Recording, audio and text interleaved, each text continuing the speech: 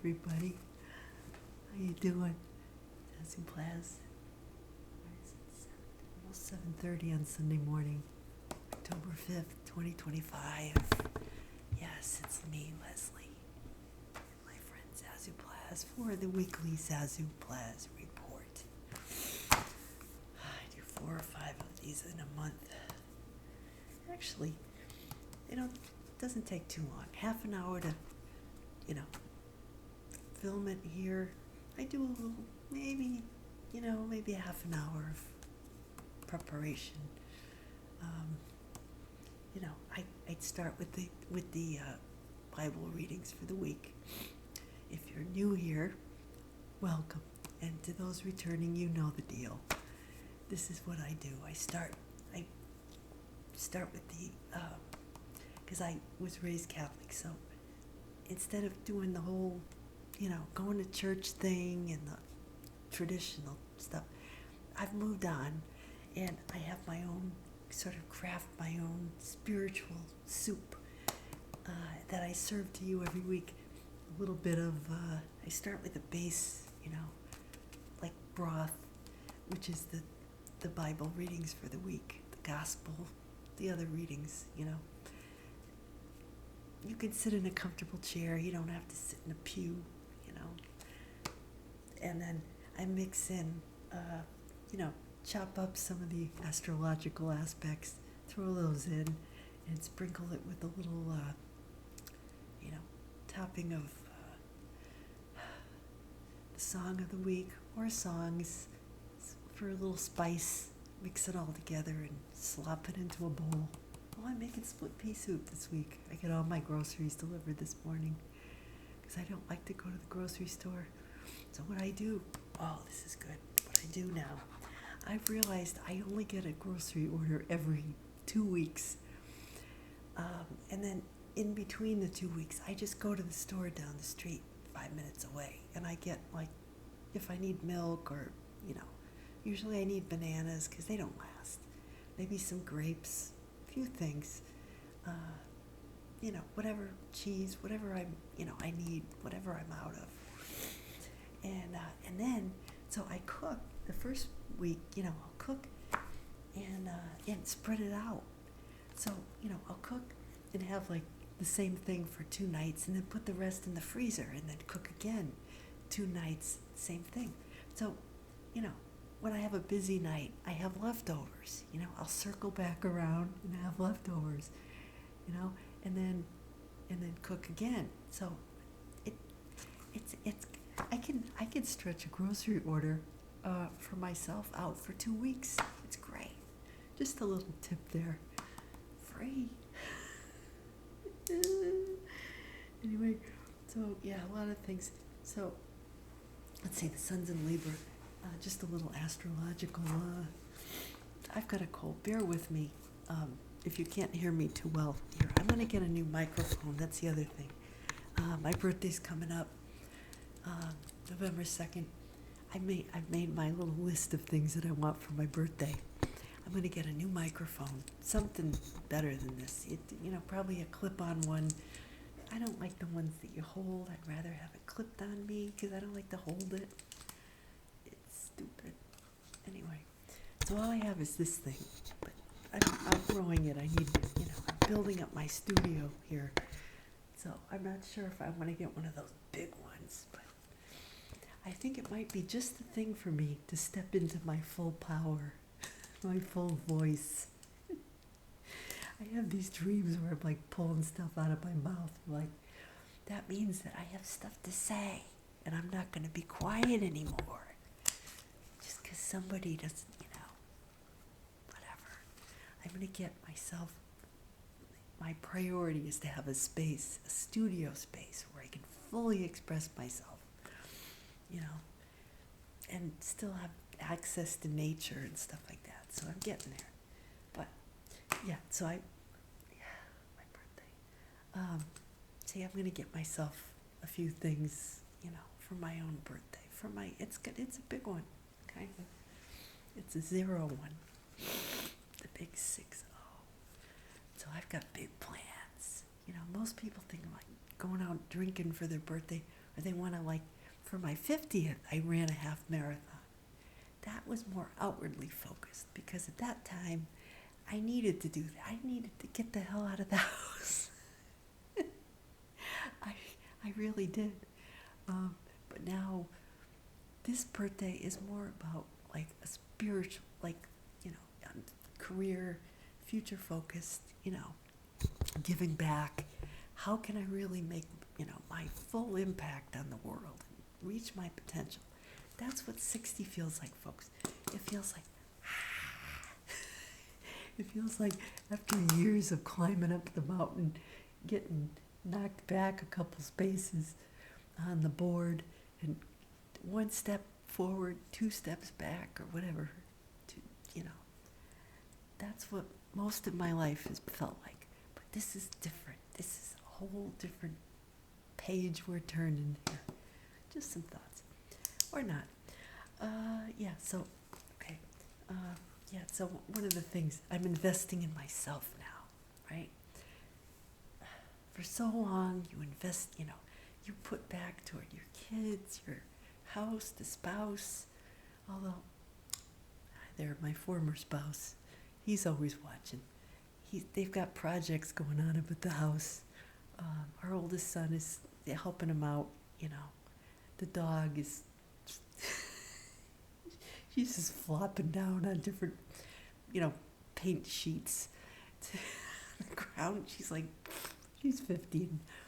They're painting. They're getting new hardwood floors. Like, this is all the stuff that I wanted to do back when we were married, when I was living at the house. I leave, all the projects go forward.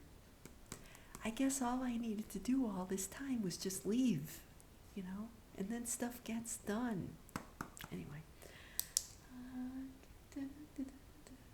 Okay. That wasn't even on the list. Okay. Look, I'm getting ready for Halloween. I got a pumpkin. I got it at ShopRite. Last year I went down to the farm. I made a trip down there. I spent $15 for a pumpkin and a couple of smaller ones. I said, screw that.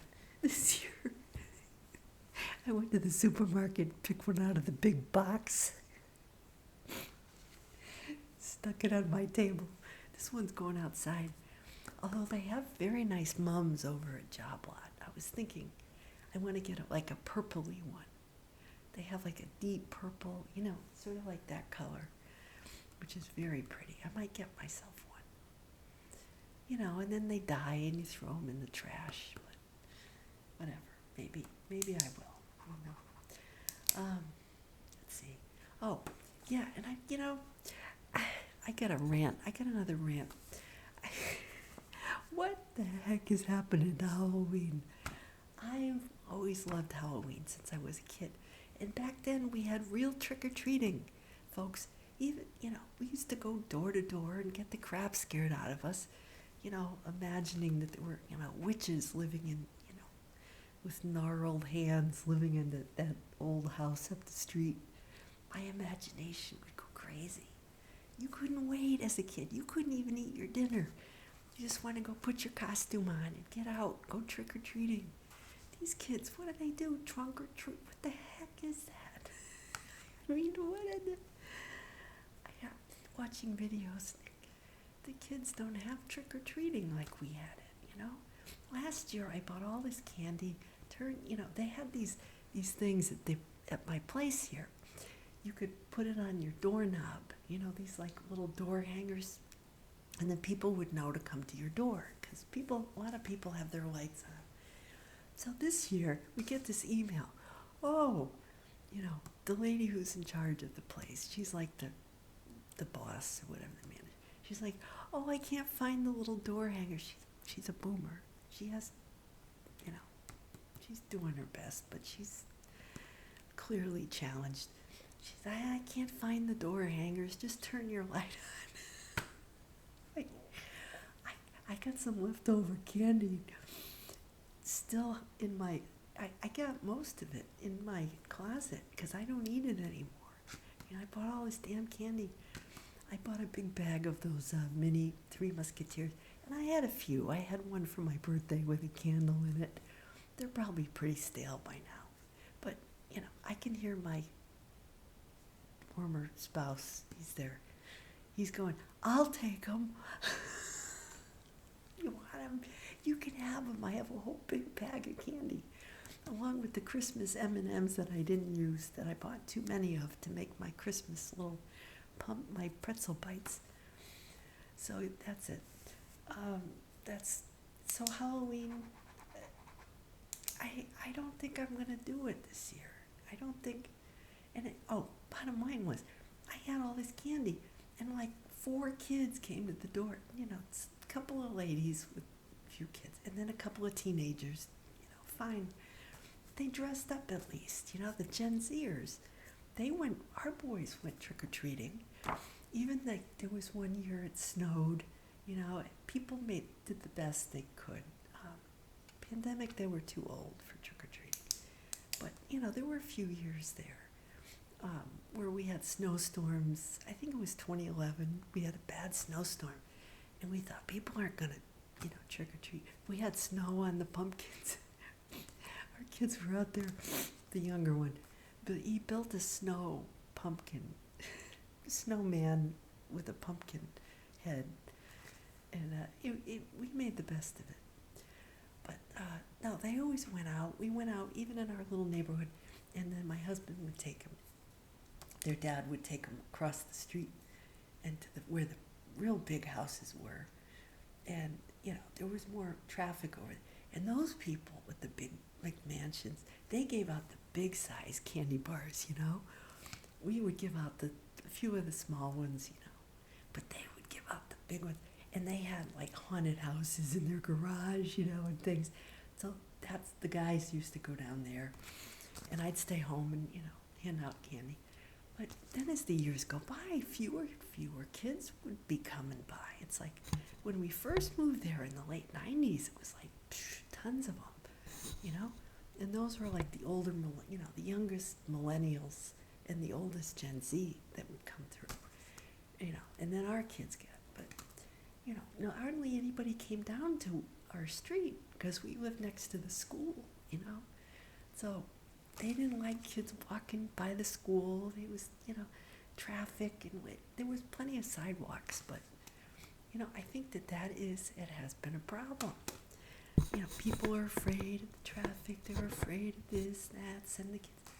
Our parents, my dad would wait at the end of the driveway because he didn't want to go with me. And he'd let me go as long as he could see me when I was little, as long as he could see me. He'd have the flashlight, whatever, and I'd, run up to the thing. He wouldn't come up to the damn door with me. No, he'd stand by the street. I'd go, maybe he'd stand a few doors down, as long as he could see me, And then when I was older, I'd go out with a couple of friends. And my aunt lived on the next door. Yeah, my aunt, it would have been her 90th birthday yesterday. My Aunt Vivian. And I had a dream last night that, it was this dream, and so my ex-husband, he comes up to me in the dream. I'm at this mass or whatever at my old high school, and he shows up. He says, "Did you send your Aunt Vivian a birthday card?" I'm like, what the heck? Where did you come from? We're not married anymore. What the hell? Where did you come from? It's like he was always wanting me to invite her over, or go see her.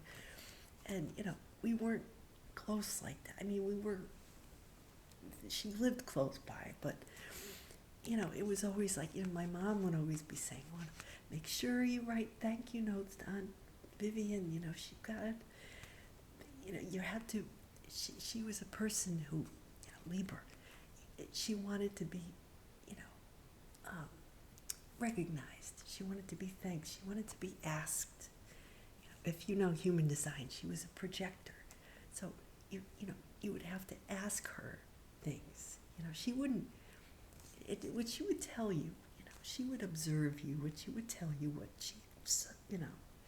what was up with you. But you had to honor her, you know. You had to almost bow down, you know, and not worship her, but you had to give her respect, you know. And meanwhile, my mother and I would be, you know, groveling and taking everybody everywhere because we're, you know, she's a generator, I'm a manifesting generator. My mother would be doing everything for everybody, you know, because the whole family was projectors, except to her. She'd be doing everything. My mother had the energy of 10 armies. She used to, you know, she'd be doing everything and waiting on everybody, you know. So that relates to, you're asking me, Zazoo, how does this relate, you know, to today's, it does, it totally does. So, because, okay, so, yeah. So I posted on my Facebook page today, which I might be switching up a little bit. I'm tired of my 231 so-called followers not even acknowledging anything I do. It's nobody ever, you know, I feel like I'm in some dark corner of the internet on Facebook where I'm like, you know, shouting in the library, anybody hear me? I'm over here. It's like the echoes in the cavern. I hear the crickets. I'm going to shake it up. Yeah, because I've been hanging out there so long, and I'm tired of the company. These people are just, they got nothing. And, you know, the people that I used to follow, you know, people I used to follow, they're all out, you know, trying to be personalities and going to fanicons and camicons and doing, you know, bar crawls and crap like that. That's not me, folks. You know, that wasn't me back then, and it's not me now. I was more of a curious kind of person. Still am. You know, having lots of adventures and to see what I can learn about life that I don't already know, which is a lot, because I've been here quite a few lifetimes. And it gets boring after a while, you know, the same old, same old. So, anyway, here we go. Zazoo, start.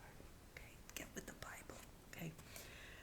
It'll come around. So, yeah, we got, you know, let's see, Chiron and Neptune in Aries. That's my focus today. Because Chiron's the wounded healer. You know, and Neptune is, you know, illusion, delusions, escapism, the eternal, the mists that, you know, we can't see behind. You know, addictions, escapism, whatever you do to numb the pain. And Chiron is the pain.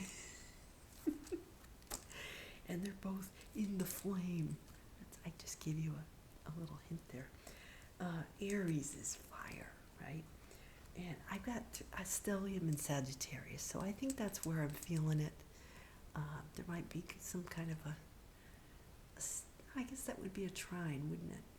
To my planets in Sag. Yeah, so Mercury's in Scorpio. It's going into Sag. It's going to Mercury's going to hit my natal Mercury in Sag pretty soon. So that should be interesting. Yeah. So I want to talk about that. More of a fiery feel I've got this week. Last week was Scorpio. I was feeling the water. This week I'm feeling the fire. So there we go. So there's this guy. I've talked about him before. Habakkuk. Habakkuk. The prophet. We don't know much about him. They don't even, you know, except for this book that he wrote. I get the feeling, I know how that is. People don't know much about me except for this book that I wrote. And even then, they're just taking guesses. Right? Anyway, but you know, he wrote a book.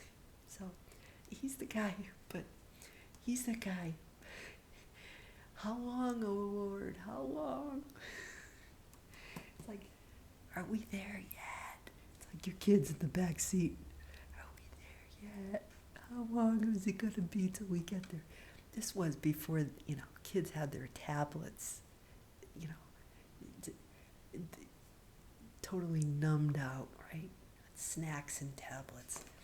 I was at the store the other day. I see this lady going in the store, and she's got, her 2 kids with her, but they both have these glowing things under their arm. I'm like, what the heck is this? She's doing her shopping, going in the store, and she's got her 2 kids with her, and they both got their tablets. It's like they're attached, little under 5, maybe 5, 6, maybe a little older. Kids, they can't go anywhere without those things. Those kids are addicted. They're not going to know how to be in the world without those things. They had them on their potty chairs. I talk about that in my book. Anyway, our kids did not have, they went to the store and, maybe they had a toy. Maybe I let them take a little toy or something, a little stuffed animal or something, But they sat in the damn thing, or they walked, and I would give them jobs and things, when they could read. I give them a little list. Okay, help me, and they were usually pretty good, Every now and then we'd run, not so much as grocery. I give them a piece of cheese. That's what my mom used to do to me. Or we'd go, if we went to the toy store to buy a gift for a friend for a birthday party, sometimes I'd say, okay, we can get like one of those little Lego, minifig things, or just a little something, on the way. And maybe they'd get a little, or, they'd get ideas. So you can get, give me ideas for your birthdays, or, whatever, for Santa. And we got through it. Sometimes I get them like a little, I don't know, some little art thing, or, some little inexpensive $2 thing, But usually we got out of there without too much trouble. But so this guy's like, crying for help. He can't understand how, a just God would allow so much violence and this and that. This guy's been doom scrolling. I'm getting some light coming in the window here. He's been doom scrolling too much. It's not good. So anyway, so Libra is all about justice, right? So they don't like conflict. I'm going to have to maybe go this way a little bit to get out of the glare. Yeah, that's better. Get my TV in the shot here. Yeah, they don't like conflict, Libra. They'd rather things just go along the way they want it, right? The way they planned it. But, God says, write down your vision clearly, what you want. Maybe he's waiting for something to come through, and he hasn't really told the universe what he wants. See, this is what I want, right? Be specific and keep on doing it, right? See, spirit will not disappoint, right? So he said, the rash one has no integrity, but the just one with faith will live, right? In other words, you've got to keep your dreams alive, right? You've got to keep at it. You can't give up, because who knows? The time you give up could be the time that everything is just about to come through for you. You have that feeling sometimes. This is it. This is the big one. Oh, it's the big one. Okay. You kids don't know what that is. If you do know what that is, you're in the right place. You're one of my people. So we got Neptune retrograde, which is about confronting illusions. What do your dreams mean? Realigning with your personal will and getting rid of outdated beliefs and escapism. In other words, do some house cleaning as to, what is it that you're going for, right? Because Neptune, there's illusions there. There's, the sun is rising. There's, look at that. That's cool. What's an illusion and what's real? What are your, you can define, it's sort of like, where your energy goes, that's where you'll be, right? What are you consuming? What are you exposing yourself to, you know? And that, maybe I'll turn off this light. I think that maybe that's better. Is that better? No, it's worse. Oh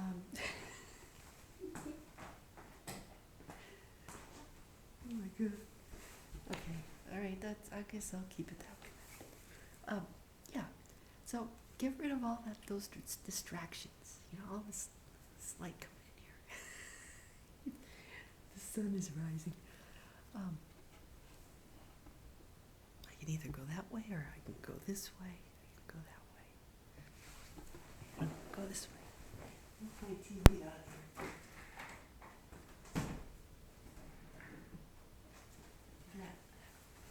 Okay, that's better. Is that better? It's a little better.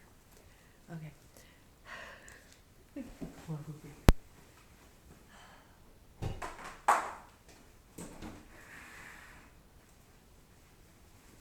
Okay, that's pretty funny, right? Because the TV is Neptune.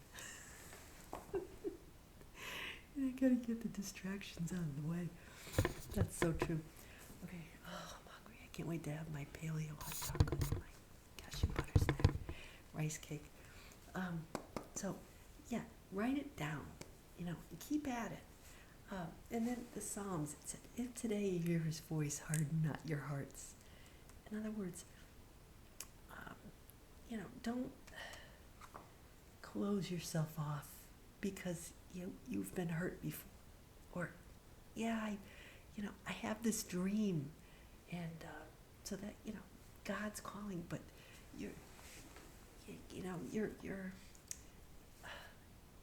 you're blocked because, oh, this didn't work out in the past, or, you know, oh, this will never work, and oh, this and that is going on, right?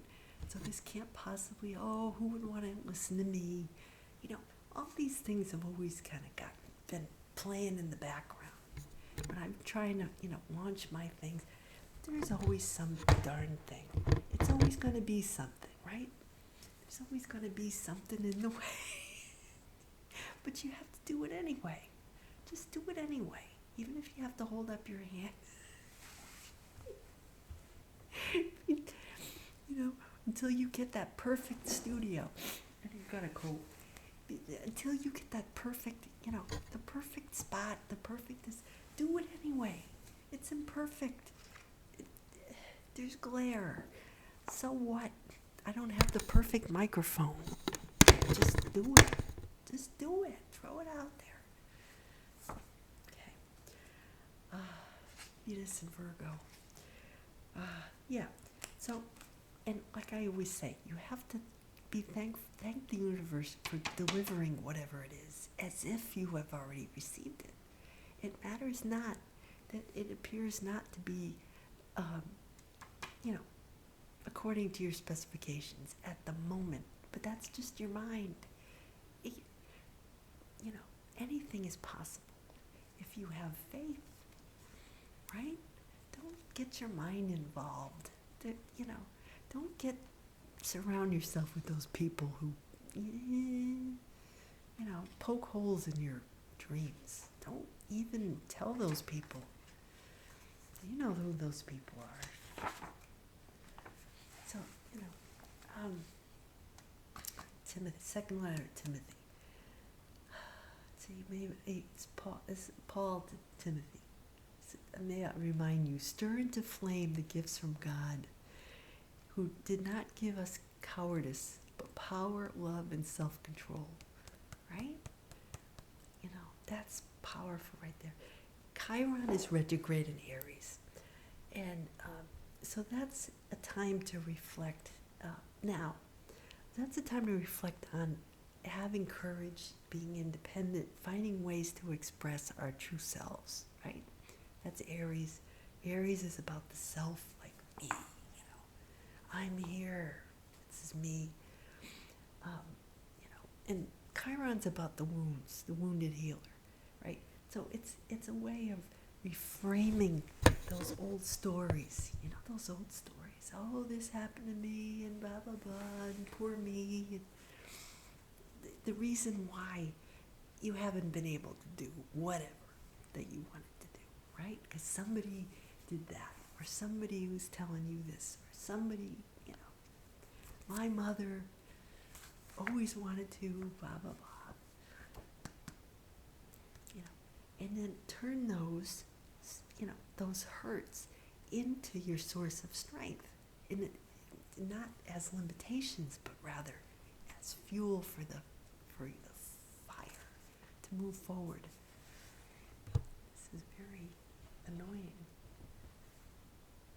I'm trying to get a good picture here, and it's so bright. It's blinding. Oh well. We'll move over a little bit. How's that? But then Zazoo isn't in the picture, so we gotta do this. Okay. Luke. I can't stand this hour of the day. This is my least favorite 3 hours of the day, and I'm here, but I'm making the best of it. I am not an early morning. I'm early, in midnight kind of person. I hate 6 in the morning, 7 in the morning. It's too damn bright. You should be going to bed right now. So Luke chapter 17. I'm going to make it quick. I'm talking too much today. Oh well. The apostles asked Jesus how to increase their faith. And he said, he wants them to go beyond what the commandments say, right? He said, he wants them to fulfill our potential, which is what God made us to be, right? He said, if you have faith the size of a mustard seed, you can ask the mulberry tree to uproot itself, plant in the ocean, and it will obey you. I always wondered about that. I bought mustard yesterday. Mustard seeds are very tiny, and mulberry trees, it turns out, have the deepest roots. And if you pull them up, they'll grow back deeper and deeper. So what this means is basically asking God, this is resentment, right? It grows deeper for things that you don't ask for, and sort of this, gnawing sense of, unfulfilled wishes, right? And then you blame other people, you resent other people, and it's not their fault. It's stuff you have to work out, right? So that's what he's saying. He's saying, you can, throw it in the sea. Take the damn tree, and throw it in the sea, and it'll do it, right? Just even if you just have a tiny bit of faith that it can happen. Don't play small, go big, right? Because we do that. This is Libra. We play small to please others, right? What do you want? I don't know. I've got Libra ascendant. I know about this. And my aunt used to be, my mother would say, she'd ask my aunt, you want to come over and you want to do this? And my aunt would say, I don't know. And it used to drive my mother nuts, because my mother's a Capricorn, and you better know. Because Pauline wants to make plans. Pauline's going to get it done, no matter what, right? But she's got this Libra sister and brother, but mostly my aunt. And there goes the fringe, and because she says she doesn't know what she wants. But she just wanted to be asked, and you had to ask her, because then she'd be hurt if you didn't ask her. But she withheld the right to make her own decisions, and that was, her right. Did it drive my mother nuts? Yes. Did she complain to me about it on a regular basis? Definitely. So anyway, this family dynamic. So you got to ask for what you want instead of settling for good enough to try to, tiptoeing around people and then holding a grudge because they don't read your mind and they don't do enough, in your estimation to equal what you've put out there. My mother would say, I had her, and she didn't do the same for me. And I grew up with this. gives you a massive headache.